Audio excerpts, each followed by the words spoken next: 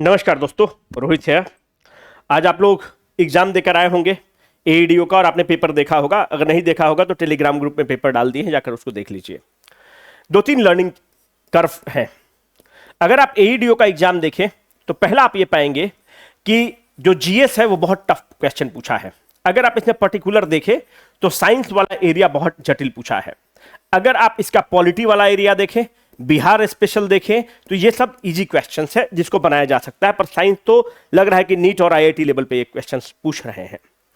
अगर इस पेपर को इसलिए हम टफ बता रहे हैं क्योंकि इसमें असर्शन एंड रीजनिंग के खूब क्वेश्चंस पूछे गए हैं। अगर आप इसमें देखेंगे तो वन लाइनर तो पूछ ही नहीं रहा है, जो कि अच्छी भी बात है। तो जो भी सिविल सर्विस की तैयारी करते हैं, 1 साल 2 साल से तैयारी कर रहे हैं, हम तुमको कहना चाहते हैं कि मन के हारे हार है, मन के जीते जीत। और नजरें बदल गई तो नजारे बदल गए, चांद बदल गए, सितारे बदल गए। अगर ये पेपर तुमको टफ लगा है तो जो तुम्हारा कॉम्पिटिटर है, जो मैथ एंड रीजनिंग 1 साल 2 साल से केवल पढ़ता है, एसएससी की तैयारी करता है, रेलवे की तैयारी करता है, वो मैथ एंड रीजनिंग ही बनाता है। अगर ये पेपर तुमको टफ लगा है वो तो वन लाइनर केवल पढ़ता है। एसएससी वाला सब मैथ एंड रीजनिंग वाला तो वन लाइनर पढ़ता है, उसको तो एक क्वेश्चन हवा नहीं लगा होगा, बाउंसर पे बाउंसर जा रहा होगा। हम बस इतना कहना चाहते हैं कि अगर ये पेपर टफ है, अपनी दृष्टिकोण को बदलो, तो यह तुम्हारे फेवर में है। और आज जो भी मार्केट में अवेलेबल आंसर की है, प्लीज उसको मत देखने की कोशिश करो। अपना कंपोजर को मेंटेन रखो और अगला जो परीक्षा है, जो मैथ एंड रीजनिंग पूछेगा, इसमें तुम लग जाओ। यकीन करो कि मैथ एंड रीजनिंग में बहुत जटिल बीपीएससी क्वेश्चन नहीं बना पाएगा, क्योंकि बीपीएससी को एक्सपर्टीज वहां पर नहीं है। मैथ एंड रीजनिंग का एग्जाम नहीं कंडक्ट करता है। बीपीएससी को एक्सपर्टीज यहां था तो वो क्वेश्चन को टफ पूछा है। अभी ये पूरा गेम तुम्हारे फेवर में है, क्योंकि अगर तुम सिविल सर्विस की तैयारी किए हो तो तुम्हारा कंपटीशन है। पेपर कितना कठिन है उससे तुमको क्या मतलब? तुमको तो ये रिलेटिव कंपटीशन का मसला है। तो जो मैथ एंड रीजनिंग वाले कैंडिडेट थे, उनका तो हालत और खराब है, उनका मनोबल गिरा हुआ है। मैथ एंड रीजनिंग का जो कल उनका एग्जाम होगा वो भी प्रभावित होगा। तुम्हारा चूंकि ये स्ट्रॉन्ग एरिया था, क्वेश्चन टफ जरूर है, पर अगर तुमको टफ है तो उनके लिए और टफ था वो पेपर। तो अपना एटीट्यूड को बदलो और मैथ एंड रीजनिंग जो कल एग्जाम होगा उस पर फोकस करो। हाथ जोड़कर हम विनती कर रहे हैं, कोई भी आंसर की मत देखो, क्योंकि अभी आंसर की इस तरह से आएगा, उटपटांग आंसर की आएगा, जो तुम सही भी किए होगे वो गलत दिखा देगा, क्योंकि हड़बड़ी पे मास्टर लाइव चढ़ जाएगा। ABCD करने वाला नहीं है कि तुम बोर्ड पर लाइव चढ़ के इसको बता सकते हो। गूगल करना पड़ेगा, सर्च करना पड़ेगा, तब आंसर की आएगा। तो हम बोल रहे हैं कि जो भी ABCD रंग रहा है वो अंदाज पे रंग रहा है, उसको बैठा दोगे तो हालत खराब हो जाएगा इस पेपर में, है ना। तो उसके चक्कर में मत रहो, वो व्यू के लिए हो रहा है सारा खेल की। लाइव चढ़ा दीजिए मास्टर को, अपना मेंटल फ्रेम मत गड़बड़ाने दो। कल तुम्हारा पेपर है मैथ एंड रीजनिंग का, कोई आंसर की किसी से मत मिलाओ, कोई मतलब नहीं है उस आंसर की का। तुम बस चुपचाप फोकस करो कि आज एग्जाम हो गया है, तुम्हारे फेवर में गया है।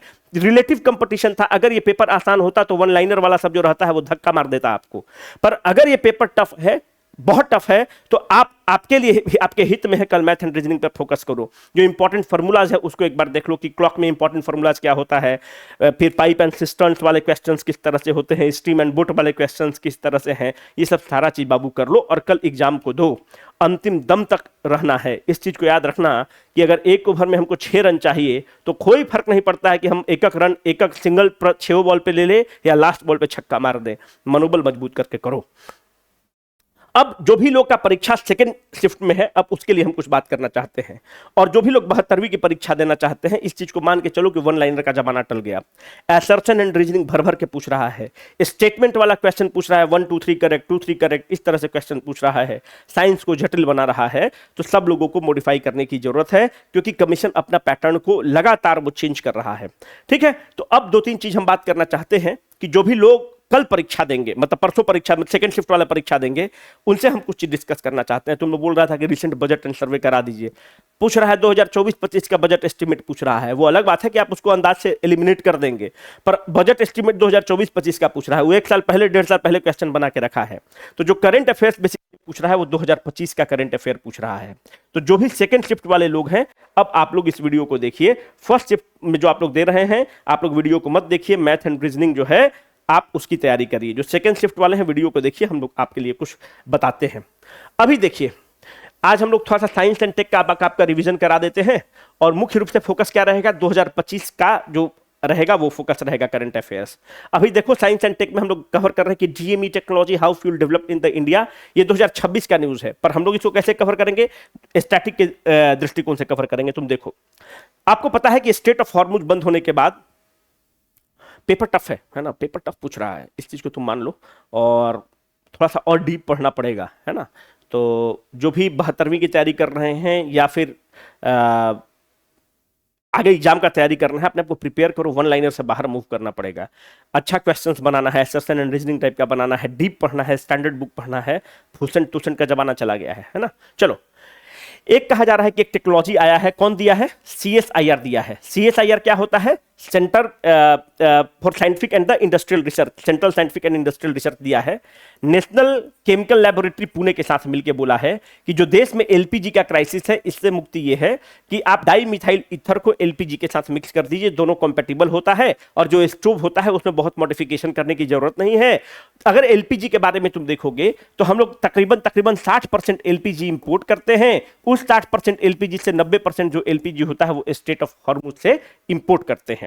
आपके ध्यान में क्वेश्चन आएगा, ये तो 2026 का न्यूज है। Let us go to the static. जो लिक्विफाइड पेट्रोलियम गैस होता है, ये किससे बना होता है? प्रोपेन एंड ब्यूटेन इसमें बेसिकली होता है। It mainly contains the propane and butane. ये जो LPG होता है, अगर गैस लीक होता है तो आप देखते हैं कि एक पंजेंट स्मेल आता है, जिससे आपको पता चलता है कि गैस लीक हो रहा है। उस सब्सटेंस का क्या नाम है? इथाइल मरकैप्टन नाम है। जो इथाइल मरकैप्टन है, इसका फॉर्मूला क्या है? C2H5SH, इसका इथाइल मरकैप्टन का फॉर्मूला है। अब तुम ध्यान से देखो, एक होता है नेचुरल गैस। जो नेचुरल गैस होता है उसका मुख्य घटक क्या होता है? बस स्टैटिक रिवाइज करा रहे हैं आपके एग्जाम के लिए। मीथेन उसका मुख्य घटक होता है। एक होता है सिन गैस।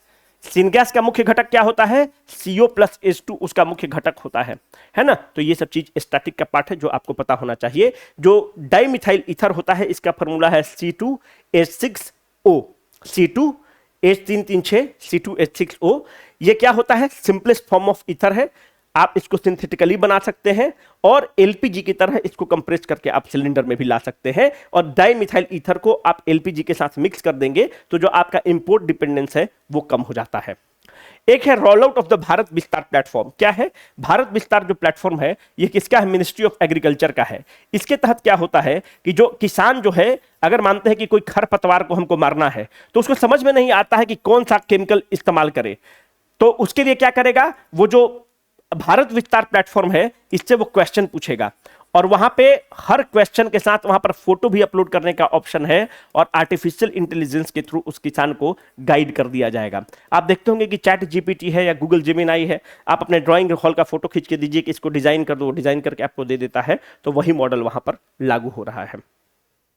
बोधन AI क्या है? वो IIT मद्रास बनाया है। जो बोधन AI है, जो IIT मद्रास बनाया है, किसके साथ मिलकर बनाया है? मिनिस्ट्री ऑफ एजुकेशन बोला है कि बना दो। किसके लिए? जो किंडरगार्टन का बच्चा है और वहां से लेकर जो रिसर्च होता है वहां तक के लिए हम आर्टिफिशियल इंटेलिजेंस को एजुकेशन सिस्टम में कैसे इनकॉर्पोरेट कर सकते हैं। जैसे कि अगर मानते हैं कि कोई बच्चा प्लैग किया है, प्लेगरिज्म किया है, तो उसको कैसे डिटेक्ट कर सकते हैं, मास्टर स्लाइड बनाने में कैसे इस्तेमाल कर सकता है, चीजों को वेरीफाई करने के लिए कैसे आप आर्टिफिशियल इंटेलिजेंस का इस्तेमाल कर सकते हैं। तो बोधन AI किसका है? मिनिस्ट्री ऑफ एजुकेशन का है। किसके साथ मिलकर बनवाया है? IIT मद्रास के साथ मिलकर बनवाया है। क्यों बनवाया है? कि आर्टिफिशियल इंटेलिजेंस का प्रयोग LKG के बच्चा से रिसर्च तक कैसे किया जा सकता है, उसके लिए बनवाया है। शांति एक्ट 2025 क्या है? मुख्य रूप से शांति एक्ट 2025 जो है, आप देखते होंगे कि जो न्यूक्लियर पावर है उसको कौन चलाता है? आप न्यूक्लियर पावर में देखेंगे कि भारत सरकार की जो संस्थान है nuclear power corporation of India limited, केवल वो चलाता है। पर अगर आप कोल थर्मल पावर प्लांट्स वगैरह में देखेंगे तो कौन चलाता है? अदानी चलाता है, टाटा चलाता है, GMR चलाता है, GVK चलाता है। इसका मतलब कि private player coal fired power plant में तो आपको दिखता है, पर न्यूक्लियर जो पावर प्लांट होता है उसमें केवल भारत सरकार चलाता है। अब इस शांति एक्ट के तहत यह कह दिया गया है कि जो प्राइवेट प्लेयर है वह न्यूक्लियर इंस्टॉलेशंस कर सकता है, न्यूक्लियर पावर प्लांट चला सकता है, न्यूक्लियर एनर्जी के लिए इक्विपमेंट्स को बना सकता है। मतलब अब प्राइवेट प्लेयर को एंट्री दे दी गई है। साथ में क्या किया गया है कि एक बॉडी है जिसका नाम है एटॉमिक एनर्जी रेगुलेटरी बोर्ड। जो एटॉमिक एनर्जी रेगुलेटरी बोर्ड है, ये 6 मेंबर बॉडी है। पहले ये बॉडी वैधानिक निकाय नहीं था, स्टैट्यूटरी बॉडी नहीं था। अब इसको स्टैट्यूटरी बॉडी बना दिया गया है, इसको वैधानिक निकाय बना दिया गया है, और इसके जो अभी अध्यक्ष हैं उनका नाम है AK बालासुब्रमण्यम। AK बालासुब्रमण्यम जी इसके अध्यक्ष हैं। तो आपसे पूछ सकता है कि शांति एक्ट 2025 का न्यूज है कि किससे संबंधित है? तो न्यूक्लियर पावर से संबंधित है। ध्रुव 64 क्या है, कौन बनाया है ध्रुव 64 को, सीडैक बनाया है। ध्रुव 64 क्या है, इंडिजिनियस बिल्ट माइक्रो प्रोसेसर है। आप माइक्रो प्रोसेसर क्या होता है, माइक्रो प्रोसेसर और माइक्रो कंट्रोलर आपके बारे में पता होना चाहिए कि जो भी आप कंप्यूटर चलाते हैं वो चिप से चलता है, माइक्रो प्रोसेसर और माइक्रो कंट्रोलर्स के वगैरह थ्रू चलता है। तो ध्रुव 64 इंडिया का इंडिजिनियसली बिल्ट माइक्रो प्रोसेसर है। प्रोजेक्ट सन कैचर क्या है, किसका है, गूगल का है। ये क्या करता है प्रोजेक्ट सन कैचर, आपको पता होगा कि जो भी डेटा सेंटर्स होता है उसको बहुत ज्यादा एनर्जी की जरूरत होती है, तो सौर ऊर्जा में बहुत ज्यादा एनर्जी है, तो आप ये सैटेलाइट को भेज दे रहा है और आसमान में ही सौर ऊर्जा के थ्रू, सोलर एनर्जी के थ्रू अपने डेटा सेंटर्स को ऑपरेट कर रहा है। The project Suncatcher is a Google initiative to move AI computation from the earth into the orbit using the satellite based compute clusters. The project aims to address the rising energy, क्योंकि बहुत ज्यादा वो energy को consume करता है, demand of the AI system by leveraging the sun's abundant and the uninterrupted energy in the space. Space में अपना cloud centres वो बना रहा है। नेशनल बायो बैंक कहां बन रहा है, नेशनल बायो बैंक दिल्ली में बन रहा है। कहां से इसको हम लोग कॉपी कर रहे हैं, यूनाइटेड किंगडम में एक बायो बैंक था, वहां से हम लोग इसको कॉपी कर रहे हैं। ये जो बायो बैंक बन रहा है ये क्या होता है, 10,000 से प्लस इंडिविजुअल का हम लोगों ने जिन लिया है और उसको हम लोग स्टडी कर रहे हैं। स्टडी करने से क्या होगा, हम रिसर्च अच्छा कर सकते हैं। अगर कोई रोग होगा तो, अगर कोई जेनेटिक रोग है उसका हम लोग इलाज निकाल सकते हैं। डायबिटीज का हम लोग इलाज निकाल सकते हैं कि डायबिटीज हो रहा है तो कैसे क्या हो रहा है, क्योंकि हमारे पास पूरा जीनोम सीक्वेंसिंग होगा। तो ये बहुत महत्वपूर्ण है। बिहार का पहला न्यूक्लियर पावर प्लांट कहां बन रहा है, रजौली में बन रहा है।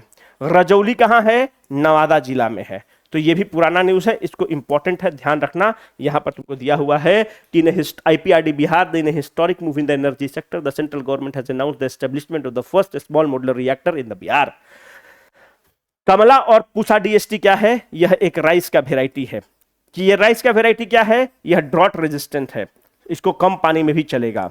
ये क्या है, सलाइन रेजिस्टेंट है। तो आपसे अगर एग्जाम में पूछ दे कि किसका वेराइटी है तो राइस का वेराइटी है। पहला जीन एडिटेड चिप क्या है, जो पहला जीन एडिटेड चिप है वो शेरे कश्मीर यूनिवर्सिटी को बनाया है।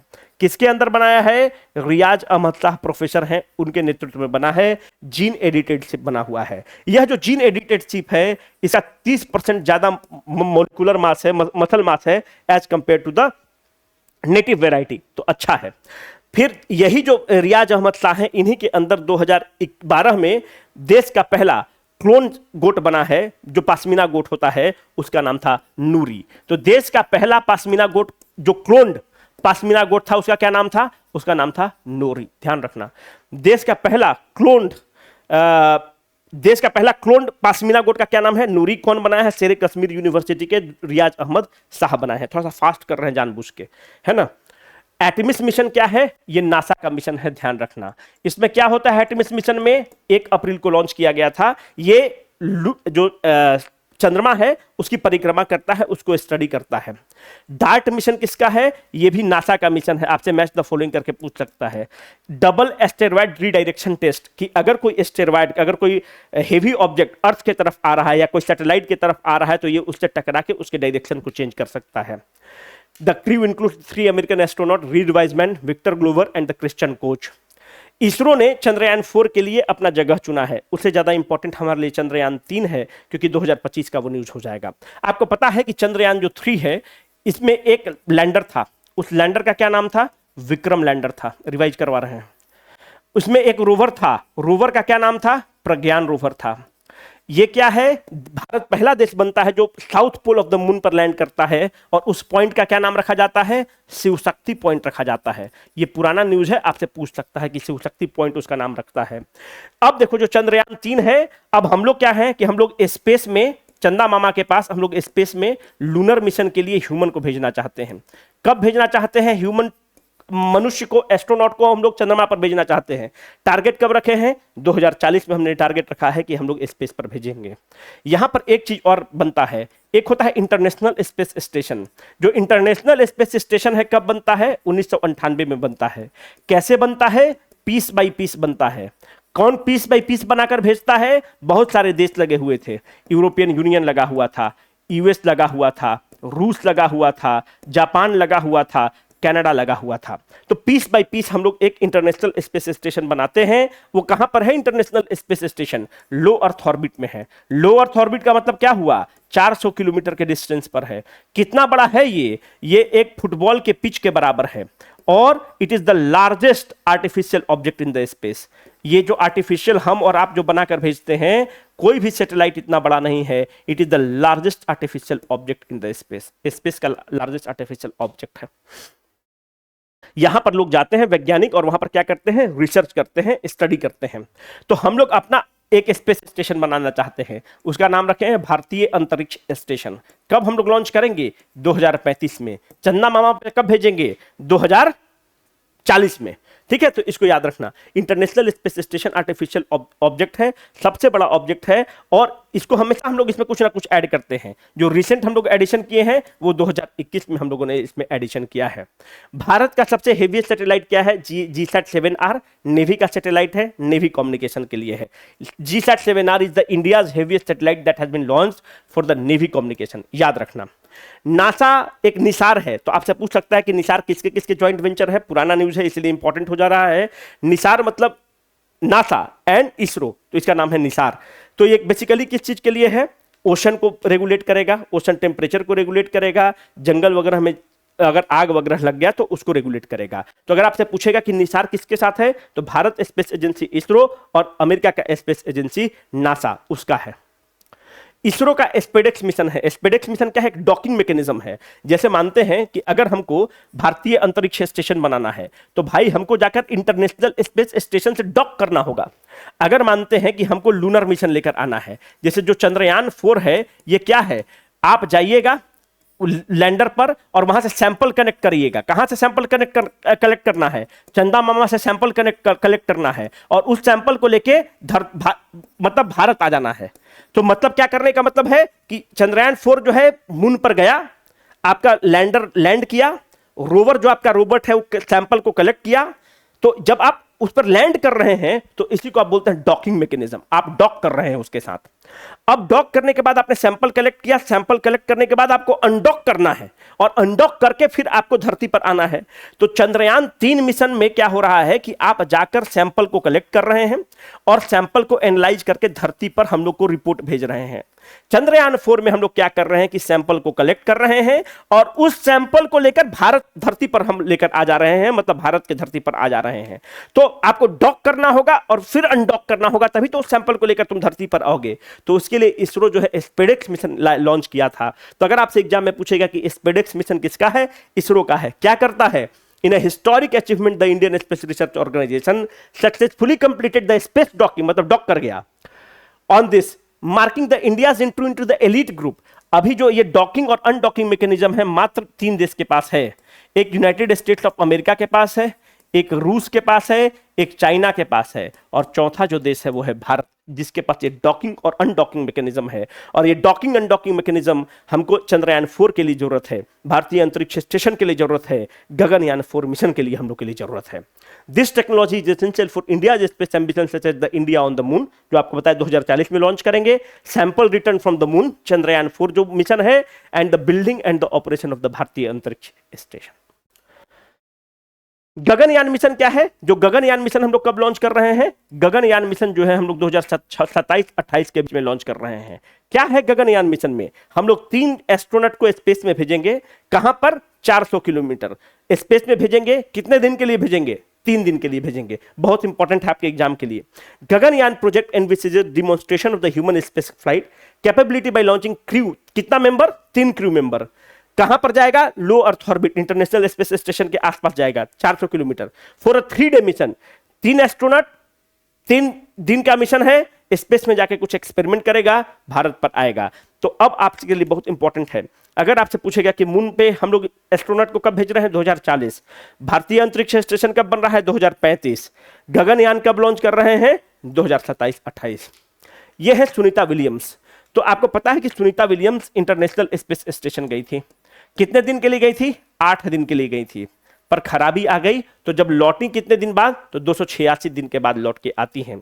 ये 3 बार स्पेस गई हैं, और जब 3 बार स्पेस सुनीता विलियम्स गई हैं तो 608 दिन टोटल ये स्पेस में रह चुकी हैं। ये क्या है? इंडो अमेरिकन है। इसका मतलब कि इंडिया से कोई इनका रिलेशन होगा तो इंडिया में एक मेहसाना डिस्ट्रिक्ट है गुजरात में, वहां की रहने वाली है। ये सेकेंड इंडो अमेरिकन है जो इतनी प्रतिष्ठित हुई हैं। एक नंबर पर जो सबसे ज्यादा प्रतिष्ठित थी उनका नाम था कल्पना चावला।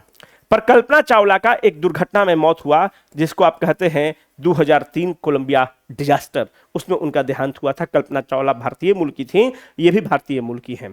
तो Sunita Williams and the Butch Wilmore safely return to the earth after 286 day, गए थे 8 दिन के लिए, खराबी हुआ 286 दिन बाद लौटते हैं। सुनीता विलियम्स टोटल 608 दिन स्पेस में रहती है। ये न्यूज बहुत इंपॉर्टेंट है। आगे बढ़ते हैं। एक मिलन एक्सरसाइज हुआ है 2026 का है, तो इसको ब्रीफ आपको देकर निकालते हैं। यह इंडियन नेवी का एक्सरसाइज है। कहां पर हुआ है तो विशाखापट्टनम में हुआ है, और जहां पर हुआ है वहीं पर एक गांव का नाम रख दिया गया है मिलन गांव। यहां पर 70 देश का नेवी आता है, एक्सरसाइज करता है। तो चूंकि 2026 का न्यूज है, आपके एग्जाम के लिए बहुत इंपॉर्टेंट अभी नहीं होगा, इसको पास करते हैं। बस यह याद रखिएगा कि मिलन 2026 वाइजैग में हुआ है, नेवल एक्सरसाइज है।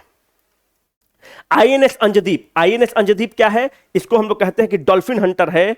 जो आईएनएस अंजदीप है इसका नाम जो है एक आइलैंड है कर्नाटका के पास, कहां है, अरबियन सागर में, अरबियन सी में है, उसके नाम पर इसका रखा गया है Anjadip. INS Anjadip the fourth ship under the anti submarine ship है।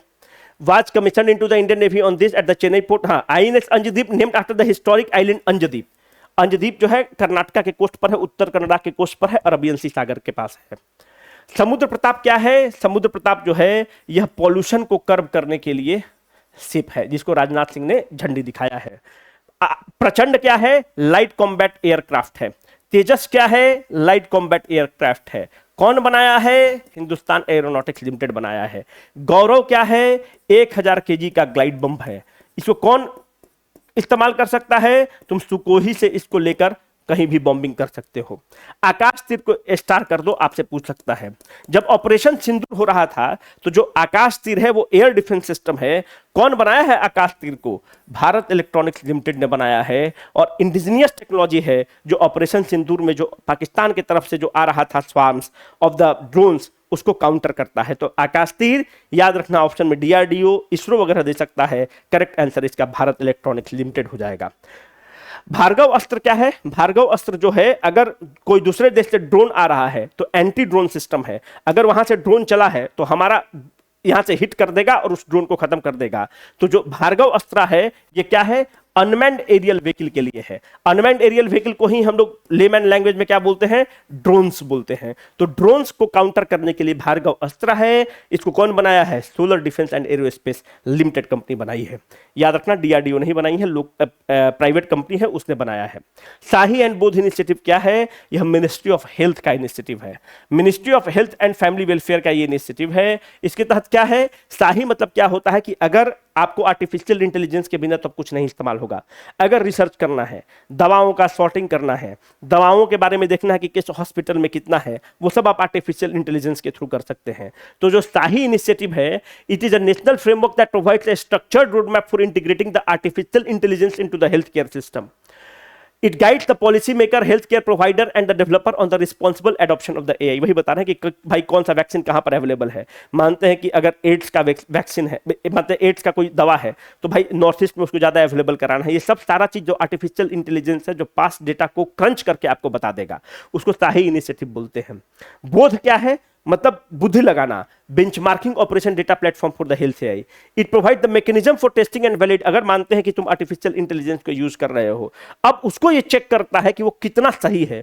ठीक है, mechanism for testing and validating the AI based health care solution before the large scale deployment. अगर आर्टिफिशियल इंटेलिजेंस जो तुमको डेटा देता है वो हमेशा सही नहीं होता है तो आप उसको रीवेरीफाई करते हैं, है ना। तो जो रीवेरीफाइंग मैकेनिज्म है, जो फीडबैक मैकेनिज्म है, उसको तुम बोध कहते हो। It ensures the AI tools used by the clinicians are the safe, reliable and the trustworthy. अगर कोई हेल्थ केयर सिस्टम का, कोई मेडिकल कॉलेज का बच्चा आर्टिफिशियल इंटेलिजेंस को यूज करके टूल बनाता है तो बोध इनिशिएटिव के थ्रू उसको हम लोग वेरीफाई करते हैं कि ऐसा तो नहीं कि उसमें कुछ फ्लॉ है, इथिकली है कि नहीं, उसमें जो डेटा डाला गया है वो सही डेटा डालकर उसको ट्रेन किया गया है कि नहीं। वो बोध के थ्रू उसके आर्टिफिशियल इंटेलिजेंस के टूल को, इक्विपमेंट को हम लोग टेस्ट करते हैं और तब जाकर उसको सहमति देते हैं।